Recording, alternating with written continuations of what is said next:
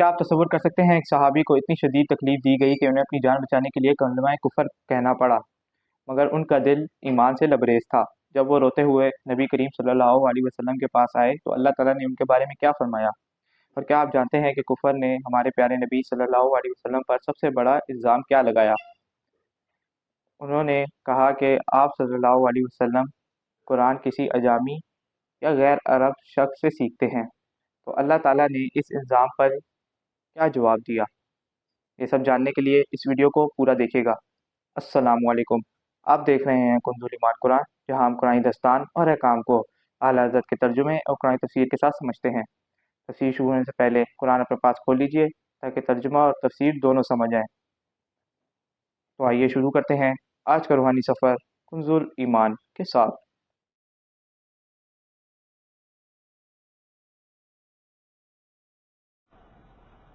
वइज़ा बद्दलना आयतन, और जब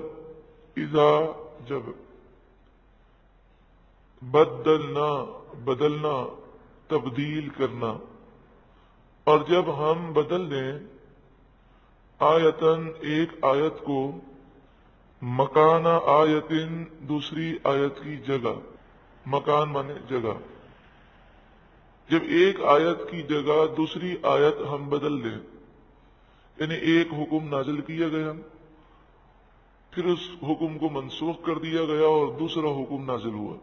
जैसे इब्तिदा के अंदर बेवा की इद्दत 1 साल मुकर्रर की गई और उसका हुक्म नाजिल हुआ, फिर इसके बाद बेवा की इद्दत 4 महीने 10 दिन मुकर्रर की गई। वल्लाहु अअलमु बिमा युनज़्ज़िलु, और अल्लाह जो उतारता है उसे खूब जानता है। यानी जो हुक्म नाजिल हुआ वो, और जो बाद में नाजिल हुआ अल्लाह पहले से जानता है। दुनिया में तो ऐसा होता है कि एक हुक्मरान एक हुक्म देता है, फिर उसे अपनी गलती का एहसास होता है तो फिर अपना हुक्म चेंज कर देता है। तो ये तो आम लोगों का हाल है। लेकिन जहां तक तरबियती कोर्स का ताल्लुक है, तो अगर बच्चे को मालूम ना हो कि मेरा अगला कोर्स क्या होगा, लेकिन उस्ताद को तो मालूम होता है कि बच्चे को इस साल ये पढ़ाना है, आइंदा साल ये पढ़ाना है। तो कुरान मजीद फुरकान हमीद ये लोगों की तरबियत के लिए है, और एक ऐसी कौम को बनाना था कि जो हर लिहाज से पूरी दुनिया के लिए एक नमूना और मिसाल हो। तो उस कौम की यानी सहाबा किराम की तरबियत बतदरीज की गई। पहले एक हुक्म नाजिल किया गया, जब वो इसके आदी हो गए तो दूसरा हुक्म आ गया। ऐसा नहीं है कि नऊज़ बिल्लाह मिन ज़ालिक अल्लाह ताला ने पहले एक हुक्म दिया, फिर ये ख्याल किया कि ये तो गलती हो गई, चले दूसरा हुक्म दिया, नऊज़ बिल्लाह मिन ज़ालिक। ऐसी बात नहीं, बल्कि मसला ये है कि पहला हुक्म जो था वो वक्त के तकाजों के मुताबिक था, लोगों की आसानी के लिए। जब लोग इसके आदी हो गए तो फिर दूसरा हुक्म आ गया, और दूसरे हुक्म ने बता दिया कि पहले हुक्म का वक्त पूरा हो गया। लेकिन जो काफिर हैं वो इसका मजाक उड़ाते हैं। क़ालू, काफिर बोले, इन्नमा अंत मुफ्तर, यानी जब भी ऐसा होता है कि एक आयत की जगह दूसरी आयत नाजिल होती है तो काफिर कहते हैं ये तो तुमने दिल से बना लिया है, तुम अपनी मर्जी से बना लेते हो। हुजूर को कहते हैं बल अक्सरुहुम ला यअलमून, बल्कि उनमें से अक्सर जानते नहीं हैं। कुल, ए महबूब आप इनसे कह दें, इस कुरान की कोई आयत मैंने अपने दिल से नहीं बनाई। तुम्हें तो चैलेंज है कि तुम सारे मिलकर कुरान जैसी एक आयत बनाकर दिखाओ। जब तुम सारे मिलकर नहीं बना सकते, और जब ये बशर का कलाम ही नहीं है तो ये रब का कलाम है। रब की मर्जी, वो जिस तरह चाहे कलाम को नाजिल फरमाए। कुल, ए महबूब आप इनसे कह दें, नज़्ज़लहू, इस कुरान को नाजिल किया। नज़्ज़लहू के माना होते हैं आहिस्ता आहिस्ता नाजिल किया।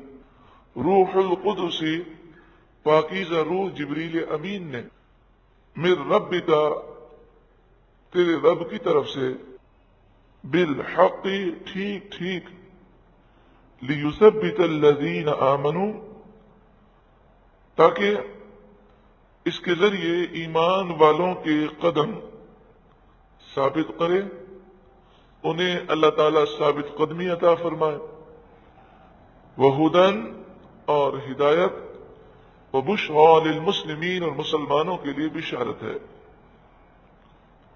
یہ کافر کہتے تھے کہ نبی اکرم صلی اللہ علیہ وآلہ وسلم کسی سے قرآن سیکھتے ہیں، جب ایک آیت دو آیتیں یاد ہو جاتی ہیں تو پھر ہمارے سامنے آ کر سنا دیتے ہیں۔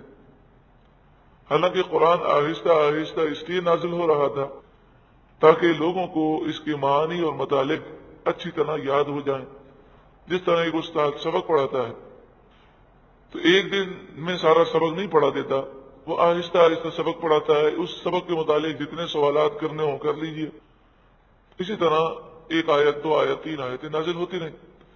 تو وہ کہتے تھے کہ یہ کسی کے پاس جاتے ہیں اور سیکھ کر آتے ہیں، پھر جس شخص کی طرف وہ نسبت کر رہے تھے وہ عربی دان نہیں تھا بلکہ وہ عجمی تھا۔ تو اب یہ فرمایا جا رہا ہے کہ یہ قرآن عربی جس کی فصاحت و بلاغت کا مقابلہ سارے عربی مل کر نہیں کر سکتے، اور یہ کہتے ہیں کہ فلاں غلام حضور کو قرآن سکھاتا ہے، حالانکہ وہ غلام تو عجمی ہے۔ وَلَقَدْ نَعْلَمُ، اور ضرور بے شک ہم جانتے ہیں، انہم یقولون، بے شک وہ کہتے ہیں، انما یعلمہ بشر، یہ قرآن تو انہیں کوئی بشر سکھاتا ہے۔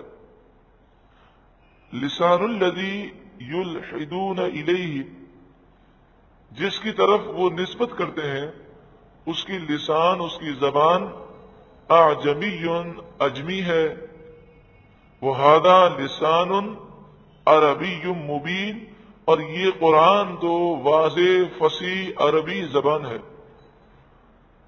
لسان مانے زبان۔ ان الذین لا یؤمنون بآیات اللہ، بے شک وہ لوگ جو اللہ کی آیتوں پر ایمان نہیں رکھتے، لا یہدیہم اللہ، اللہ انہیں راستہ نہیں دکھاتا، وَلَهُمْ عَذَابٌ علیم، اور ان کے لیے دردناک عذاب ہے۔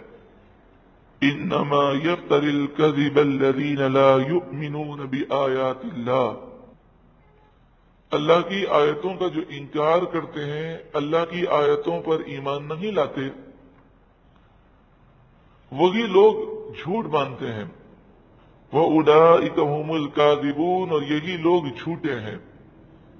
من کفر باللہ من بعد ایمانہ، جو ایمان لانے کے بعد کفر اختیار کرے، مرتد ہو جائے، کلمہ کفر بک دے، تو وہ کافر ہے، اس پر اللہ کا غضب ہوگا۔ ایمان لانے کے بعد اگر کسی کی زبان سے کفر نکل گیا، اب اگر وہ اس جملے کو کہے کہ میں نے یہ جملہ غلط کہا ہے، میں تجدید ایمان کرتا ہوں، تو اس کی توبہ قبول ہے۔ لیکن وہ کہ نہیں، میرا عقیدہ یہ نہیں ہے، میں تو ایسا کہہ ہی نہیں سکتا، میری یہ مراد ہی نہیں ہے، لیکن جو جملہ کہا ہے اس میں کفر کی مراد واضح ہے، تو اس طرح کی باتیں کہنے سے وہ مومن نہیں قرار دیا جائے گا۔ آج مسئلہ یہ ہے کہ جس کا دل چاہتا ہے وہ سیاستدان، وہ کالم نگار، وہ ٹی وی کا اینکر پرسن، یہ ٹی وی کا ہوسٹ، یا ٹی وی پر آ کر گفتگو کرنے والے، جس کا جو دل میں آتا ہے وہ بک بک کر دیتا ہے، اور جب اس پر الزام لگتا ہے تو وہ کہتا ہے میں تو عاشق رسول ہوں، میں کیا رسول اللہ کی گستاخی کر سکتا ہوں؟ کیا میں ایسی بات کہہ سکتا ہوں؟ وہ تو کوئی پاگل ہی ہوگا ایسی بات کرے گا۔ لیکن آپ تو پاگل بن چکے ہیں، کوئی پاگل ہوگا لیکن آپ نے تو گستاخی کی ہے، تو آپ پہلے اس گستاخی کو غلط تسلیم تو کریں کہ ہاں میرے منہ سے یہ جملہ غلط نکلا۔ میڈیا کا دور ہے۔ اب دیکھیں، سلمان تاثیر کا جو پہلا انٹرویو ہے، پہلی جو پریس کانفرنس ہے ملعونہ آسیہ کے ساتھ، وہ شیخو پورہ جیل کے اندر جاتا ہے اور وہاں بیٹھ کر وہ آسیہ سے سگنیچر کرواتا ہے، یعنی انگوٹھا لگاتا ہے، اور پھر اس پر جو پہلی پریس کانفرنس کرتا ہے اس کے اندر صریح کلمات کفر ہیں، بڑی ظالم سزا دی گئی، بڑا ظلم کیا گیا، کالا قانون ہے، اور انسانیت کے ناطے سے معاف کر دیا جائے، اس کے اندر کسی قسم کی کوئی ایسی بات نہیں ہے کہ جس کے اندر آپ کہیں کہ نہیں ان کی مراد تو طریقہ کار کی ہے، نہیں جناب یہ قانون کو تو صحیح کہہ رہے ہیں، ایسی کوئی بات نہیں۔ لیکن جب انہوں نے یہ پریس کانفرنس کر لی، اس کے بعد پورے پاکستان میں، پوری دنیا میں لعنت ملامت کی گئی۔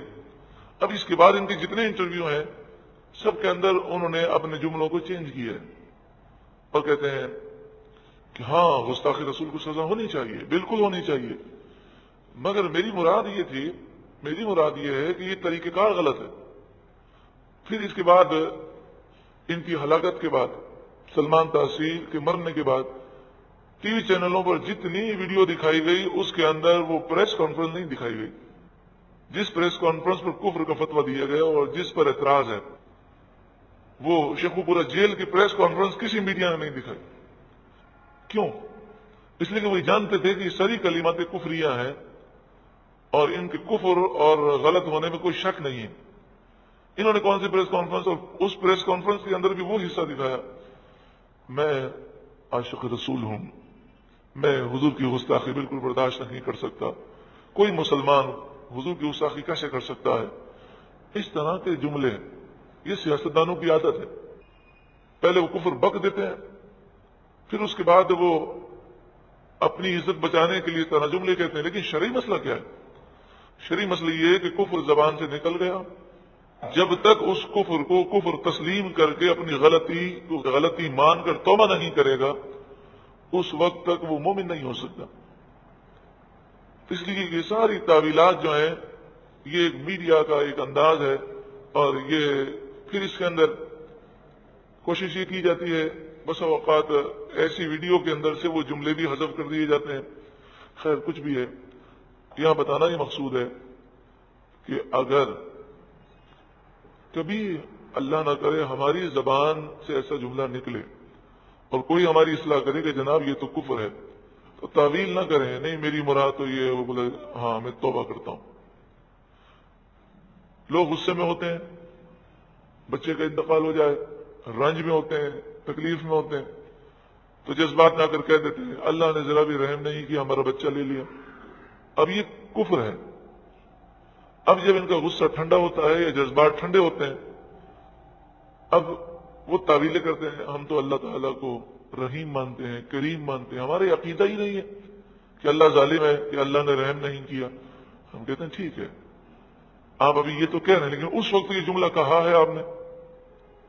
اب آپ کو لازم ہے کہ اس جملے کو غلط تسلیم کرتے ہوئے اس سے جن کے سامنے آپ نے یہ کفر بکا ہے ان کے سامنے آپ توبہ بھی کریں اور تجدید ایمان کریں۔ لیکن لوگ اپنی عزت بچانے کے لیے کرتے ہیں، لیکن اس طرح وہ اپنی آخرت کو برباد کرتے ہیں۔ من کفر باللہ من بعد ایمانہ، جو کوئی ایمان لانے کے بعد کفر کرے اس پر اللہ کا غضب ہوگا۔ الا من اکرہ، مگر یہ کہ اسے مجبور کیا گیا، یعنی جان سے مارنے کی دھمکی دی گئی، اور اس کا غالب گمان بھی یہ ہے کہ جو دھمکی دے رہا ہے وہ مار بھی سکتا ہے۔ تو اب جان بچانے کے لیے اگر کسی نے کفر کہہ دیا لیکن دل میں ایمان ہے، اوپری صرف اپنی جان بچانے کے لیے جملہ کہہ دیا، تو وہ کافر نہیں ہوگا۔ من اکرہ، جس سے مجبور کیا گیا، وقلبہ مطمئن بالایمان، اور اس کا دل ایمان پر مطمئن ہو۔ یہاں پر یہ مسئلہ سمجھ لیں، مجبور سے مراد ہلکا پھلکا مجبور نہیں ہے، کوئی کہ میں تھپڑ ماروں گا، یہ مجبوری نہیں۔ مجبوری کیا ہو کہ کوئی اسے جان سے مارنے کی یا اس کا کوئی عضو کاٹنے کی یا ناقابل برداشت ضرب شدید لگانے کی دھمکی دے، اور سننے والا یہ سمجھے کہ جو یہ کہہ رہا ہے وہ کر سکتا ہے، تو اب اس کے سامنے دو اختیارات ہیں، وہ کفر نہ بولے اور مار کھا لے اور شہید ہو جائے تو اس کا بہت بڑا درجہ ہے، اور اگر اپنی جان بچانے کے لیے کہہ دے تو اس کی گرفت نہیں ہوگی۔ وَلَكِن مَنْ شَرَحَ بِالْكُفْرِ صَدْرًا، ہاں وہ جو دل کھول کر کافر ہو، یعنی دل سے اگر کفر بک دے تو پھر وہ یقیناً مرتد ہے۔ فعلیہم غضب من اللہ، تو اس پر اللہ کا غضب ہے، وَلَهُمْ عَذَابٌ عَظِيمٌ، اور ان کے لیے بڑا عذاب ہے۔ حضرت یاسر، حضرت سمیہ، یہ حضرت عمار کے والدین ہیں۔ کافروں نے حضرت عمار کے والدین کو شہید کر دیا اور حضرت عمار کو وہ مارنے لگے۔ حضرت عمار بہت زیادہ کمزور تھے، ان کی ضرب شدید اور ان کی دھمکیاں، تو حضرت عمار نے اپنی جان بچانے کے لیے زبان سے کلمہ کفر ادا کیا، لیکن دل میں وہ مومن تھے۔ لوگوں نے نبی اکرم صلی اللہ علیہ وآلہ وسلم کی بارگاہ میں عرض کی، یا رسول اللہ، عمار تو کافر ہو گیا۔ تو آپ صلی اللہ علیہ وآلہ وسلم نے فرمایا، ہرگز نہیں، عمار تو سر سے لے کر پاؤں تک ایمان سے بھرا ہوا ہے، اس کے گوشت میں، اس کے خون میں بھی ایمان ہے۔ پھر حضرت عمار آئے، بڑے پریشان ہوئے اور عرض کیا، رسول اللہ بہت برا ہوا، میں ان کی مار کو برداشت نہ کر سکا اور انہوں نے جان کی دھمکیاں دیں، تو میں نے مجبور ہو کر کلمہ کفر بول دیا۔ تو آپ صلی اللہ علیہ وآلہ وسلم نے فرمایا، تمہارے دل کی کیفیت کیا تھی؟ تو انہوں نے کہا کہ دل میرا مومن اور دل آپ کے عشق سے بھرا ہوا تھا۔ تو آپ نے فرمایا کہ اس پر کوئی تمہاری گرفت نہیں ہے۔ تو جو جان بوجھ کر ایمان کو چھوڑ کر کفر اختیار کرے، وہ عام طور پر دولت کی خاطر ہی کرتا ہے۔ سیاستدان، حکمراں، اسی طرح اور بہت سارے لوگ جو لوگوں کو خوش کرنے کے لیے کفر بک دیتے ہیں، تو دنیا کی خاطر ہی اپنی آخرت کو برباد کرتے ہیں۔ ذالک بأنہ مستحب الحیات الدنیا علی الآخرہ، یہ اس سبب سے کہ انہوں نے آخرت پر دنیا کی زندگی سے پیار کیا، دنیا سے محبت تھی، اس لیے انہوں نے اپنی آخرت کو برباد کیا۔ وَأَنَّ اللَّهَ لَا يَهْدِي الْقَوْمَ الْكَافِرِينَ، اور اللہ کافر قوم کو ہدایت نہیں دیتا۔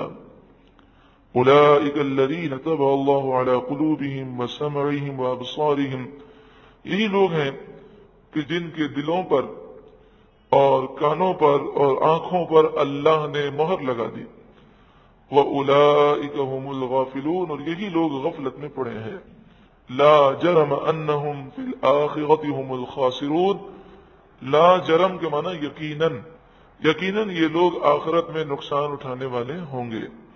ثم ان ربک للذین ہاجروا من بعد ما فتنوا، پھر بے شک وہ لوگ کہ جن لوگوں نے ہجرت کی بعد اس کے کہ انہیں ستایا گیا، ثم جاہدوا، پھر انہوں نے جہاد کیا، وصبروا، اور انہوں نے صبر کیا، ان ربک من بعدها لغفور رحیم، بے شک تمہارا رب اس کے بعد ضرور بخشنے والا مہربان ہے۔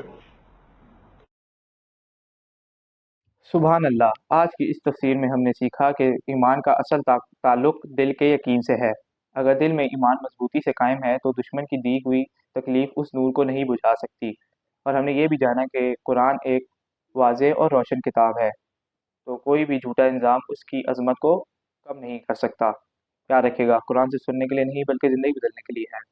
آج کی اس تفسیر میں کس بات نے آپ کے دل کو سب سے زیادہ چھوا؟ نیچے کمنٹس میں ہمارے ساتھ ضرور شیئر کیجیے گا، اور اگر آپ چاہتے ہیں آپ کو اسی طرح کی ہدایت بھری ویڈیوز اور قرآن تفسیر ملتی رہیں تو اس چینل کو سبسکرائب کر کے بیل آئکن کو ضرور دبائیے گا۔ اگلی ویڈیو میں ہم ایک ایسی زبردست مثال دیکھیں گے کہ ایک قوم جو ہر نعمت میں کھیلتی تھی مگر انہوں نے ناشکری کی، تو اللہ تعالیٰ نے ان پر بھوک اور خوف کا عذاب کیسے مسلط کیا۔ اللہ تعالیٰ میں قرآن سمجھنے، عمل کرنے کی توفیق دے، آمین۔ درود پاک پڑھ لیجئے۔ مولایا صلی وسلم دائما ابدا علی حبیبک خیر الخلق کلہم۔